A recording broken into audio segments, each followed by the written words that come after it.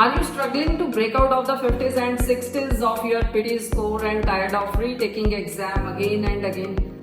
Endless practice sessions that are leading you to nowhere. What if I told you that there is a revolutionized way of 7 steps? Yes, you heard it right. 7 steps that can help you boost your score. So these are not just steps. They are the proven strategies which my students have used and they have bagged in very good scores. And here's a teaser. Step 4 contains a secret about summarized written text that probably you haven't heard before. So get ready to take the control and see the real results. Hello, I'm Dr. Renu, ex-professor and your PTE coach. In this video, I'll be helping you with some specific skills by which you can organize all your preparation of PTE exam. Before we move ahead, kindly consider subscribing my channel PTE with Renu, and if you need any personalized help, you can WhatsApp me and the link is in the description box of this video. So without wasting any time, let's begin our journey for a successful PTE exam. Now step 1 is to master grammar fundamentals. See, grammar is required everywhere for your accuracy and clarity. So you need to master some of specific rules, not all the rules, or you have to go into details of the grammar. Some specific rules you need to focus on which can really practically help you in your different tasks, especially your reading, speaking and writing. Now let's master these grammar fundamentals one by one. So first is tenses. You need to know about the basic rules and their application. For you can watch my video on tenses, in which in a very simple way I have explained the basic rules and their functionality. Next important context is parts of speech. Now parts of speech help you to select the right word in your fill in the blanks, because if you know that particular word is a noun, pronoun, it is verb, adverb or conjunction, so we can make a correct choice. Some verb rules are very crucial. For example, remembering some verbs like with, do, does, did, can, could, may, might, will, would, shall, should, you have to apply V1. It really helps you to select the right choice again in reading fill in the blanks, and verb rules also help you in other tasks while you are speaking and in your writing part also. Now correct sentence fragments is very crucial. See, what do you have to do into this? If look at the sentence, although the weather was rainy. So although the weather, it is a concession, okay? So first part is revealing that some negative tone is there, the weather was raining, okay? So weather was raining means it is not positive thing, but because it is starting with although, the next half of the sentence would be containing a positive thing. Means if it is negative, in this half we will be having a positive thing. So the event was held outside. So it is a positive outcome. Despite rainy weather, the event was held outside. So you can just have an understanding of what part would be there, whether it is a positive or a negative one. Now next is subject verb agreement. So you know, subject verb has to agree according to the subject whether it is singular or plural. Let's take an example. The team are planning their strategy. So here the team is a collective noun, so obviously we will be using the verb accordingly. So R is wrong option over here, we will be using is. Tense consistency is very important. Tenses need to be consistent. What we call is the parallelism. For example, if you look at the sentence, she went to the store and buy groceries. Now she went, it is showing V2, but here we have buy, that is V1, that is wrong. You need to move parallelly in the same sentence. So here we'll be using she went to the store and bought groceries, not buys groceries. Okay. So for practicing these grammar fundamentals, you can do some online grammar quizzes so that you learn more about these rules and you are quite sure before applying them in your PTE sections. Now step 2 is vocabulary expansion, and you have to enhance your vocabulary for better reading and writing precisions. So what areas you need to focus on are, first of all, you need to identify the collocations. Now what are the collocations? For example, we have two words, strong and heavy, and we have two words again, rain and coffee. So strong rain, that is not a right collocation, we always use heavy rain. And strong coffee, that is right, we don't use heavy coffee. So does it sound good that heavy coffee? No, we say that is strong tea or coffee. But when it comes to rain, we don't use strong rain, we use heavy rain. Okay. So in a similar way, learning these collocations, when you are practicing, just note down the collocations that you came across, and some of them are mostly repeated. Using synonym is another way to expand your vocabulary. I teach on regular basis to my students about these collocations and vocabulary, and they don't have to cram a list of them. Rather, it is in their mind and they apply it quickly when they see it in front of them. Now, using synonyms, the book was very interesting. So just remember what could be the other way to represent it. The book was very captivating, it was very alluring, it was very enticing, and so on. You can use some flashcards to reinforce new vocabulary, or you can write a passage with the vocabulary that you have learned. Implementing it in this way, you can remember the words very easily. Now, step 3 is to master the templates. What templates you have to use in your PD exam? See, if you are having good language knowledge, you need not to cram any kind of templates, but if you are not, then templates can work for you.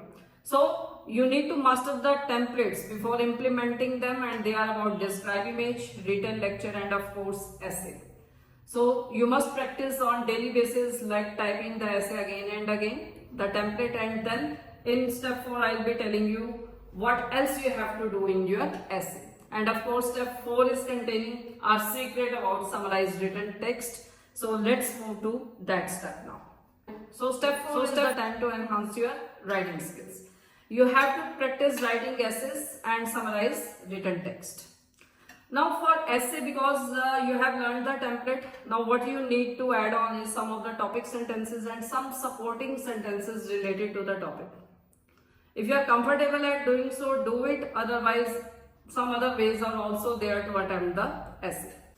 Now coming to the most awaited secret tip for summarized written text. See, what method do you follow? I think many of you might pick sentences from anywhere. Randomly you pick from one sentence from paragraph 1, one from paragraph 2, one from paragraph 3, and then you combine them by adding some of the conjunctions. But do you know you cannot pick any of the sentences? There is not a random choice. Yes, it is true. You have to select particular sentences only, because your summarized written text is marked for your content. If your content is 0, all the marks for grammar, composition, form, they all become 0. You cannot pick any of the sentence randomly. You should be careful that your sentences should not start with a pronoun. They shouldn't start with, for example, for instance. They shouldn't reveal any research or any illustration. So you have to avoid all these kind of sentences. Only then you will be getting your complete marks in content. And see, if only one summarized written text is there, your content is wrong, then you are losing all the marks in your reading and writing of that part. And all your practice should be time-based practice. Okay, you must be quite specific about the time that you are taking in completing any of the tasks. Now next step is to improve your listening part. You have to be fine-tuned in your listening skills. First of all, you must enhance your listening abilities. So listen again and again various tasks so that you become familiar with various accents and pronunciation. Make habit of taking notes. That will really help you to overcome spelling errors and other things. Now, repeat sentence, written lecture, and all the listening section is contributing to this module. Like you are marked for listening in all these parts. So you need to focus on accent and pronunciation. Now step 6 is to refine your speaking abilities. See, you have to refine your speaking skills, which are essential for the oral component for PD. You have to record and review your speaking. Mark the areas where you are struggling with, where you are wrong. Try to improve those areas.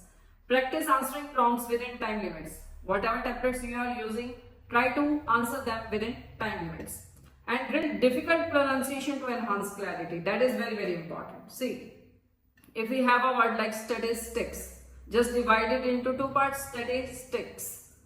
Okay, just learn the words related to this word. Statistical, statistically. Okay, this will be smoothing your tongue while doing the read aloud. It will also help you to learn the spellings. Now next is contingency. So contingency, sometime you like misinterpret or you have your own assumption and you repeat this word like consistency.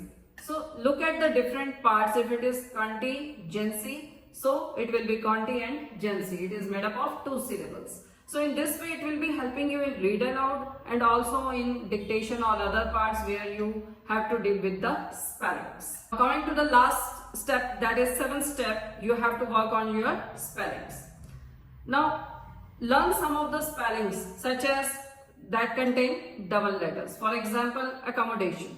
So how can you learn it? So there is a like interesting way to learn these spellings. Like I have 2 cars and 2 motorbikes in my accommodation, like at my home. So you remember like you have 2 C's and 2 M's over here. So this is a very easy way to learn the spellings and you don't forget or you don't get confused while writing them up. Similarly for success, you can learn it like this. Confidence and what C could be there as confidence and what you can say consistency are the stepping stones of success. So 2 C's, confidence and consistency, and stepping stones means 2 S. My students find this class very interesting when we work on spellings and some word plays in such a manner, because they easily remember the spellings in this way and they don't have to recall or struggle in learning the difficult words. Now next is rules of breaking syllables. Now if we see the same words like accommodation, so you must break the syllables to remember the spelling as well as for improving your speaking. Accommodation, A would be separate, accommodation. Okay, you can break in 4 syllables or 3. Accommodation, accommodation. Now next is success, because double C is there, so obviously you will be giving a little stress on C, so it will be success, not success, success. Okay, and then rule of placing a letter. Okay, which letter will come where? So I often find students like confused between receive and believe. So EI or IE, that often creates a problem. So you can remember like E comes after C. E comes after C. So most of the spellings where C is there, you will have first E and then I. Okay. Somewhere there may be some exceptions because English is a heterogeneous language. So you can't be pretty sure of like making any claim that it is 100% true. So but we always talk about most of the time it happens, these rules are applicable, but some exceptions of course may be there. I hope you found this video informative and don't forget to watch my upcoming video on spellings. So these are some of the rules and I will come with many more interesting rules so that you will forget all worries about your spelling errors. And if you want the detailed practice, you can join my online classes. For that you can WhatsApp me on the link given in the description box of this video.